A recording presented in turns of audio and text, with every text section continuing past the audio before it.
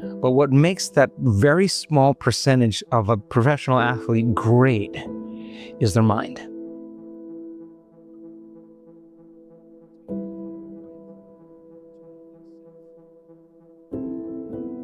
Yeah, I think the majority of those people spend a certain amount of time alone, which I think is so healthy. I spend a lot of time alone. I need that because the rest of the time I'm serving.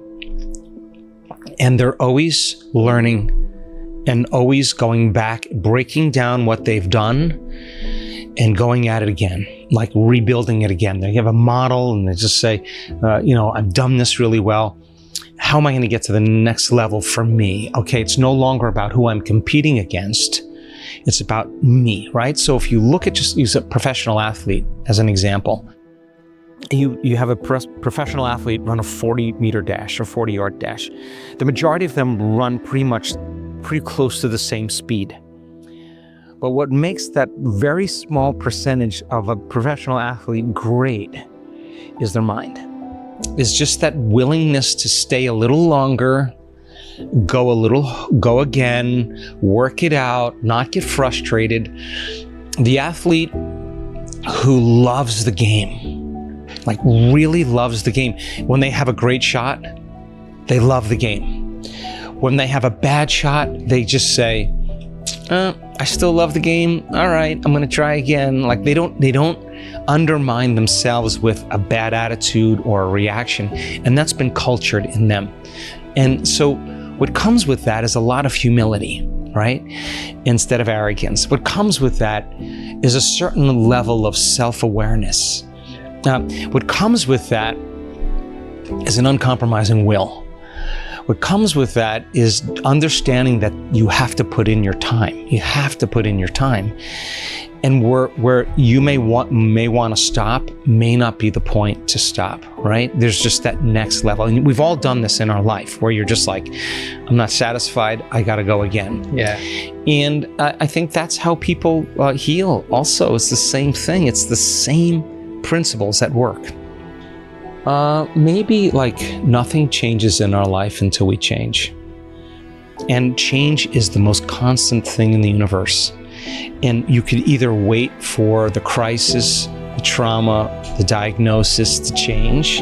When you're at your lowest level, you can learn and change in a state of pain and suffering, or you can learn and change in a state of joy and inspiration. Either way, the model is that when you change, your life changes. So if you can invest a little time in your life in asking yourself the important question, who do I want to be in my life? How do I want to live my life? What do I want in my life? And instead of turning on your cell phone and getting distracted, discipline yourself to take an hour to answer those questions. Write it down, review it, change it, get very clear on it, and spend a certain amount of time nurturing whatever that dream is. Think of the people in your life that you admire and start behaving differently. Start making different choices. Think about the choices that they may make and how you may want to make those choices. And then at a certain level, you got to trust the unknown. Because for most people, it's a scary place, but the unknown never lets us down, especially if we have to believe in ourselves. So I don't think anybody is so special to be excluded from this. You can't tell me you're too old to do this work. I've seen our elders with beautiful brain scans and beautiful heart scans, beautiful biological changes. You can't tell me you're too sick to do this work. I've seen really sick people heal from all kinds of conditions. You can't tell me you're too broke. I've seen people manifest all kinds of wealth in their life. You can't tell me that you never meditated before. I've seen people that have never meditated before have beautiful changes in their biology and in their life. And you can't even say I've had a miserable past. My life is falling apart and it'll never ever work, because I've seen people come from really, really horrific paths and live a completely different life. So try it out. Try it out. Just dedicate a certain amount of time to investing in yourself and believing in yourself and be defined by that vision of your future instead of the memories of the past, and make time to tell the story of your future instead of the story of your past, and see where that leads you. One coincidence one synchronicity, one opportunity is going to prove to you that you're the creator of your life. Well, you have one of two choices, to disbelieve or to believe. That's really it. That's it. If you choose to be a chronic disbeliever, then you'll find reasons in your life to reaffirm that disbelief. A person may say, I want to be in a loving relationship, but really they really want to sabotage their life in some way, right? The person who believes in a possibility has to believe in themselves. And when you believe in yourself, you believe in possibility. You can't have one without the other. The challenge is that your belief in yourself must be earned. Nobody's going to do that for you. And that's what we discovered. The person who heals from a chronic health condition, again, I can use these as example because we have thousands of these. Many of them stand on the stage, Raj, and when they tell their story of transformation to an audience of 2,000 or 2,200 people, they'll say, I kind of believed in this stuff. I really thought it was super cool. I saw the stories of transformation. I heard the testimonials. I believed in it. I just didn't believe it could work for me. That is a really big moment. That is the moment the person's no longer the philosopher. That's the moment the person's getting out of the bleachers and getting on the field. That's the person who says, I got to prove to myself that this does work. Now, here's the deal. Either you believe or you don't believe. The person who says, I realized that I believed that it worked for everybody else, but I didn't know if it would work for me. I have to prove to myself that it works for me. The majority of those people never missed a day in their meditation, because if they missed a day, they knew that they weren't believing that they were the creator of their life. Their standard was super high. They didn't go 50% in, 60% in. I'll check to see if it worked. It was no longer about, listen closely, it was no longer about results in their life. It was 100% about effort. It was all effort. They came up against their shadow self. They came up against their disbelief. They came up against their pain. They came up against their fear. They came up against not feeling well, feeling sick. They came up against their self-doubt. They came up with the fact that they didn't have enough time, but guess what? They did their meditation anyway. And they overcame their fear. They overcame their self-doubt. They overcame their disbelief. They overcame, their pain. They overcame their body. They started surrendering to love instead of fear. And their belief in themselves was earned. It was the overcoming, showing up even when they doubted, even when they disbelieved. They showed up anyway. And the only way, as I said, you can believe in that future is to transform those limited emotions into elevated emotions. The person has to find something in them where they can feel the emotion of gratitude and fall in love with the idea of that they could heal. And it's that thought and that feeling, that image and that emotion, that stimulus and response that can condition their body into the emotion and the mind of their future. And they get up and they believe more in their future than when they started. Yeah, I think that a lot of people, they have a lot of strong emotions that are on the surface, and they have some strong emotions that are buried in there, right? And I would never say to a person to suppress their emotion. Listen, we all react.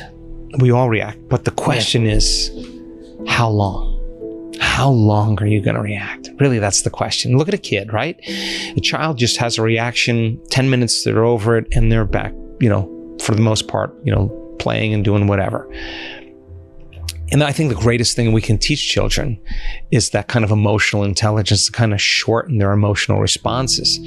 So I never say to a person, don't react. I will say to them, how long are you going to react for? Because if you have an event in your life that creates an emotion and you don't regulate that emotion, it lasts for hours or days. That's called a mood. It's one long emotional reaction. You say to the person, why are you in a mood? I'm in a mood because of this thing that happened to me 7 days ago.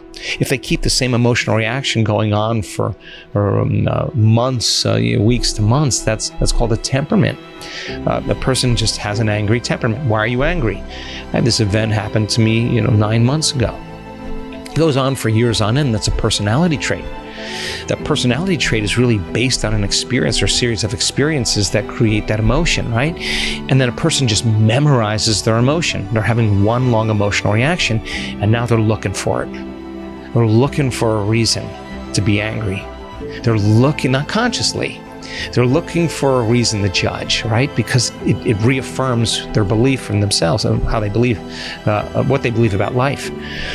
So when a person's sitting in a meditation, and there's 2,000 people in the audience, and they have their eyes closed, and everything's there's music playing, and they have some instructions, and all of a sudden, here comes this agitation, here comes this resentment, here comes this impatience, and the body is revving up, right? That's when the person typically says, I can't meditate, that's my mother's fault, I'm quitting, whatever.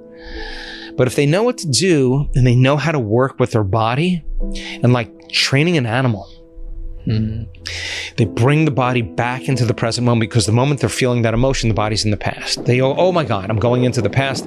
The agitation is turning on the stress hormones. I'm going to go into high beta.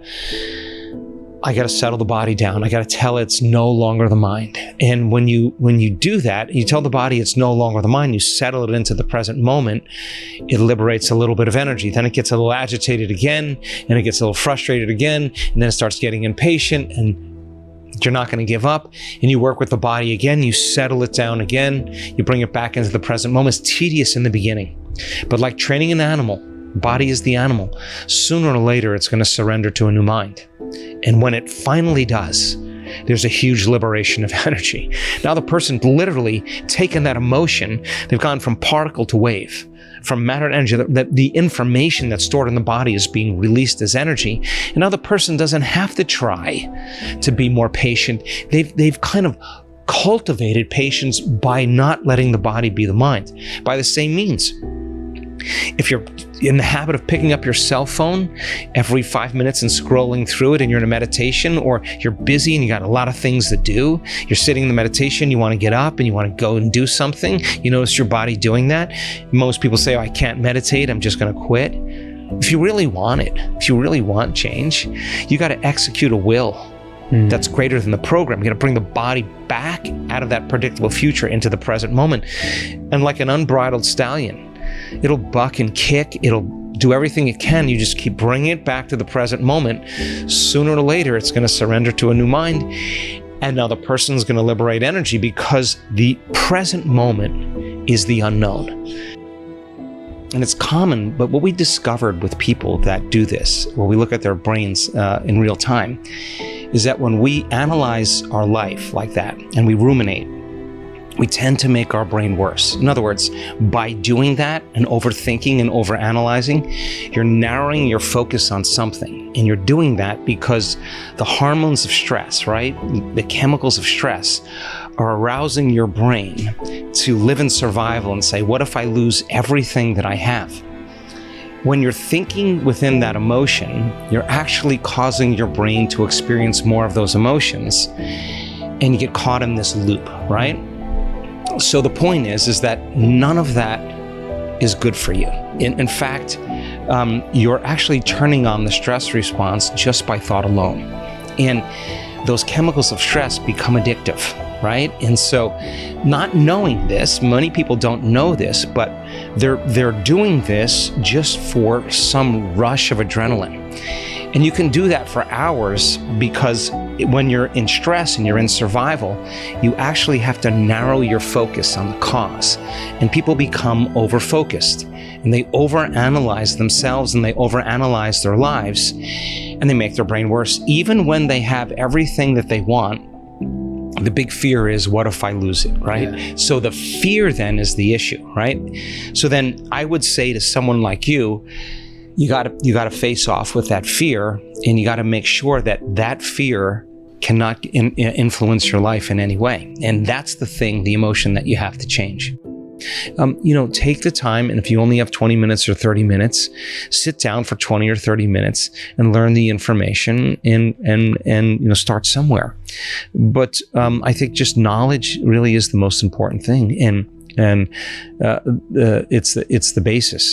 So make the time to learn. Like when we stop learning and start feeling, we're headed for a genetic destiny, right? So it's important for us to go, okay, this makes sense to me, and it may not make sense to everybody, but if it resonates with a person, and other people are doing it, why can't I do it, right? That's the main question. So I think, exposing yourself to the information and taking the time to invest a little bit of your energy into it, and then practice it. And the practice is the fun part, but don't do the practice without understanding why you're doing it or what you're doing.